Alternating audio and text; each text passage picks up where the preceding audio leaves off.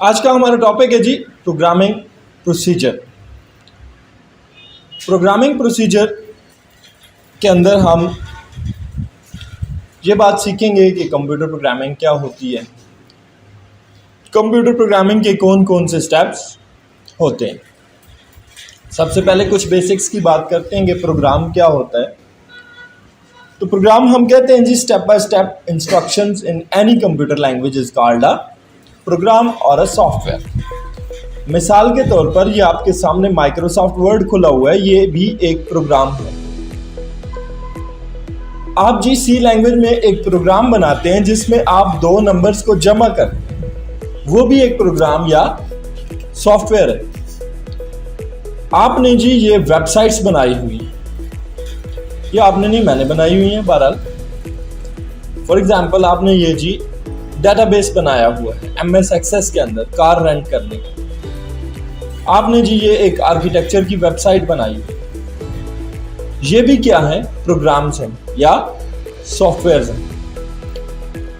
अब प्रोग्राम कौन बनाता है? प्रोग्राम को बनाता है प्रोग्रामर या सॉफ्टवेयर इंजीनियर। प्रोग्रामर कौन है? अ पर्सन और a group of persons who rights computer programs is called a programmer or a software engineer। Programming में हमारे पास प्रोग्रामिंग क्या होता है? वो टेक्निक जिसकी मदद से हम प्रोग्राम्स लिखें या सॉफ्टवेयर्स बनाएं, इसको हम कहते हैं ये क्या है, प्रोग्रामिंग है।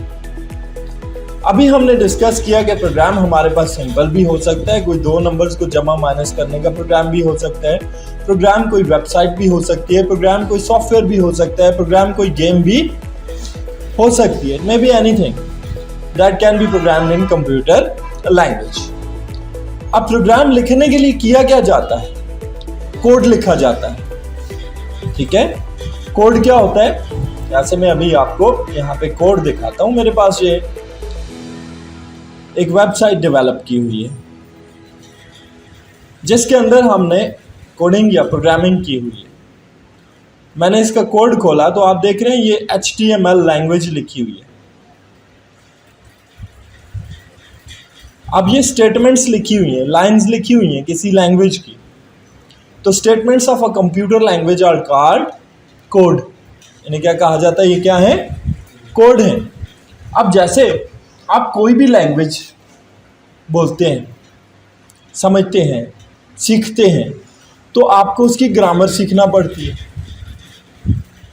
जैसे आप इंग्लिश की बात कर लें तो आपको ग्रामर नहीं आती तो आप उसका सेंटेंस नहीं बना सकते। सिमिलरली कंप्यूटर लैंग्वेज की स्टेटमेंट्स भी आप देखें, ये एक फाइन किस्म का सिंटैक्स बना हुआ है। सिंटैक्स क्या होता है? मेथड और grammar of writing code is called syntax. इसे क्या कहा जाता है? ये क्या है? सिंटैक्स है। अब प्रोग्रामिंग प्रोसीजर की तरफ। प्रोग्रामिंग क्यों चाहिए होती है जी? हमें सॉफ्टवेयर्स बनाने के लिए प्रोग्रामिंग चाहिए होती है, वेबसाइट्स बनाने के लिए प्रोग्रामिंग चाहिए होती है, डेटाबेसेस बनाने के लिए प्रोग्रामिंग चाहिए होती है, गेम्स बनाने के लिए प्रोग्रामर्स चाहिए होती है। ठीक है जी, प्रोग्रामर क्या करता है, ये बात हमारी हो गई। अब बात करते हैं प्रोग्रामिंग का प्रोसीजर क्या होता है। तो प्रोग्रामिंग कोई एक स्टेप की बात नहीं है, ये एक मल्टी स्टेप प्रोसेस होता है जिसमें हमारे पास प्रोग्राम के प्रोसेस क्या है जी? सबसे पहले है प्रॉब्लम डेफिनेशन, फिर है प्रोग्राम की फिजिबिलिटी करना, फिर है प्रोग्राम की प्लानिंग या प्रोग्राम का एनालिसिस करना, फिर है प्रोग्राम की कोडिंग करना, फिर है प्रोग्राम को टेस्ट करना और फिर है प्रोग्राम की डॉक्यूमेंटेशन करना। तो ये हमारे पास स्टेप्स हो गए 6। पहले स्टेप पे आते हैं definition of the problem. Problem definition में क्या होता है कि प्रोग्रामर डिटरमाइन करता है कि उसने किस बारे में प्रोग्राम बनाना है। मिसाल के तौर पे मैं कंप्यूटर पे बैठा हूँ, मैं कहता हूँ जी मैं कंप्यूटर को 10 नंबर दे दूँ तो कंप्यूटर मुझे LCM निकाल के दे दे। Normally it is not possible. Computer के अंदर ऐसा कोई सॉफ्टवेयर नहीं है जो LCM निकालेगा। तो हम क्या करेंगे जी? C++ को लेंगे और उसमें प्रोग्राम करेंगे, सॉफ्टवेयर बनाएंगे, कंप्यूटर को बताएंगे कि कैसे आप LCM निकालोगे। ठीक है, तो प्रोग्रामर अपने प्रोग्राम का ऑब्जेक्टिव फाइंड करता है कि किस बारे में वो प्रोग्राम बनाने जा रहा है। मैं डिटरमाइन करता हूँ, या मुझे कोई टास्क देता है जी कि मेरी जी बिजनेस है जी वेल्डिंग का, तो आप मुझे एक वेबसाइट बना के दे ताकि मैं ऑनलाइन अपनी प्रोडक्ट्स को सेल कर सकूं। अब ये भी क्या हो गया, प्रॉब्लम डेफिनेशन हो गई। ठीक है। सिमिलरली कोई बंदा है जी, वो कहता है जी मुझे गेम चाहिए जी, मैं जी GTA वाइस सिटी खेलता हूँ, मैं कहता हूँ इसमें मैं अपनी शक्ल लेके आ जाऊँ। ठीक है। प्रोग्रामर ये काम कर सकता है, वो गेम डेवलप करके दे देगा। ठीक है। तो पहला स्टेप ये हो गया कि आपने क्या करना है जी, इस बात का को फाइंड आउट करना है, डिटरमाइन करना है कि आप क्या बनाने जा रहे हैं। ठीक है। प्रोग्राम का पर्पस क्या है, प्रोग्राम के ऑब्जेक्टिव्स क्या हैं, कौन इस्तेमाल करेगा। दूसरे नंबर पे आप फिजिबिलिटी करते हो। फिजिबिलिटी में भी मेन इनिशियल स्टडी होती है कि आप प्रोग्राम का पर्पस फाइंड करते हो, प्रोग्राम के ऑब्जेक्टिव फाइंड करते हो, यूजेस फाइंड करते हो, यूजर फाइंड करते हो, प्रोग्राम के लिए डिजायर्ड इनपुट्स फाइंड करते हो कि कौन सा डेटा होगा जो आप कंप्यूटर को देंगे। फिर आप डिजायर्ड प्रोसेस के उस प्रोग्राम के लिए कंप्यूटर क्या प्रोसेसिंग करेगा, और फिर आप उसका डिजायर्ड आउटपुट लेते हैं। मिसाल के तौर पे हम कहते हैं जी कि हम एक वेबसाइट बना रहे हैं जिसमें हम जी शू सेलिंग करना चाहते हैं। हम क्या इनपुट करेंगे जी, हम अपने शू की पिक्चर अपलोड करेंगे, उसकी कीमत लिखेंगे, उसके हमारे पास कौन कौन से कलर्स हैं, कौन कौन से मॉडल्स हैं, ये लिखेंगे। कंप्यूटर क्या प्रोसेस करेगा, उसको फाइंड करके एक प्रोडक्ट की सूरत में डिस्प्ले करेगा ताकि उसकी तरफ कस्टमर क्या हो, अट्रैक्ट हो। आउटपुट क्या चाहिए, कस्टमर आए, उसको बाय करे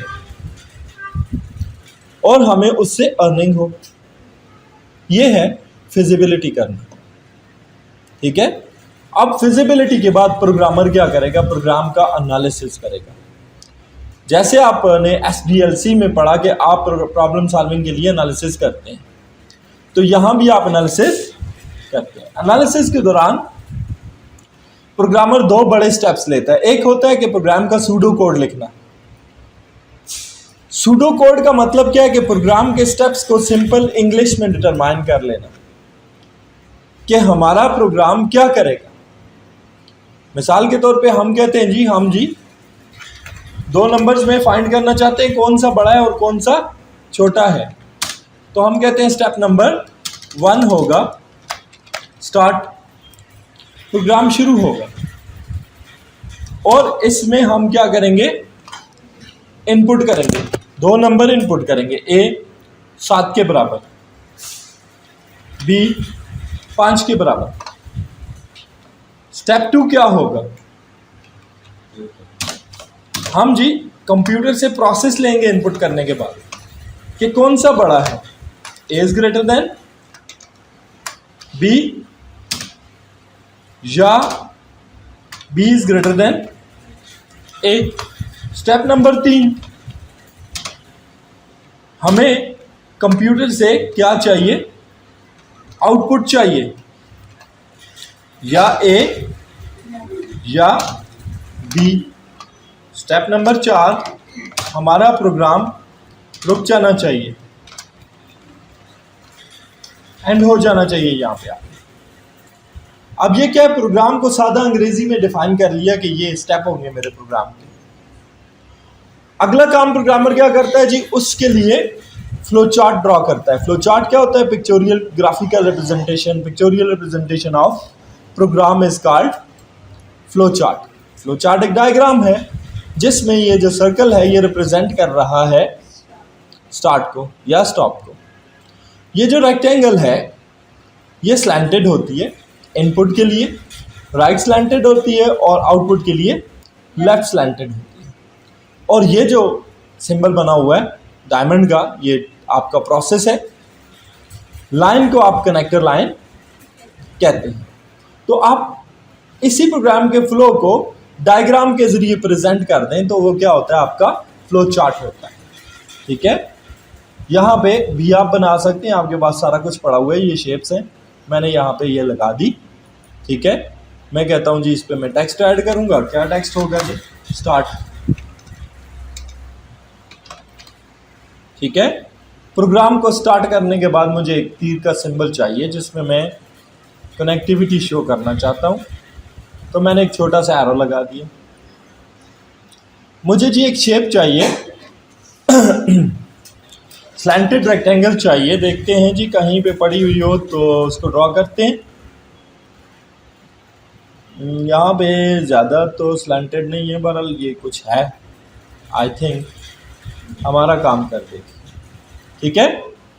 अब जी इसमें मैं ऐड टेक्स्ट करता हूँ a is equal to 7, b is equal to 5। मैंने इनपुट दे दिया। अब जी मुझे दोबारा कनेक्टिविटी शो करनी है जी। मैं क्या करूँगा जी, फिर से एरो लगा दूंगा। यहाँ मैंने कंप्यूटर को बताना है कि आपने प्रोसेस कैसे करना है। तो प्रोसेस सिंबल मेरे पास मौजूद है, मैंने उठाया और ड्रॉ कर लिया।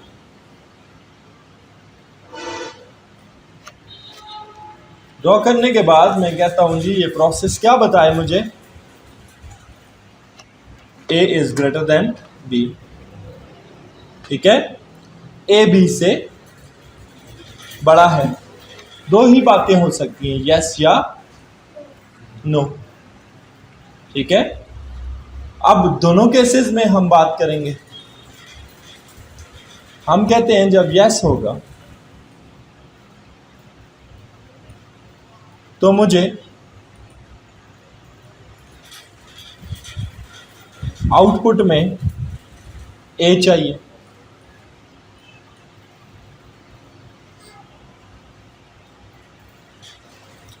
अच्छा जी, लेफ्ट स्लैंटेड नहीं है, मैं ये इसी को ही चला लेता हूं। हाँ, फ्लिप कर सकते हैं। तो यहां पे मैंने a लेना है।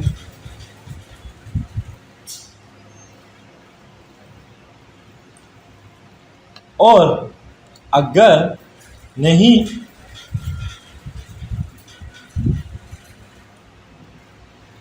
तो मुझे क्या चाहिए, तो मुझे आउटपुट फिर से चाहिए।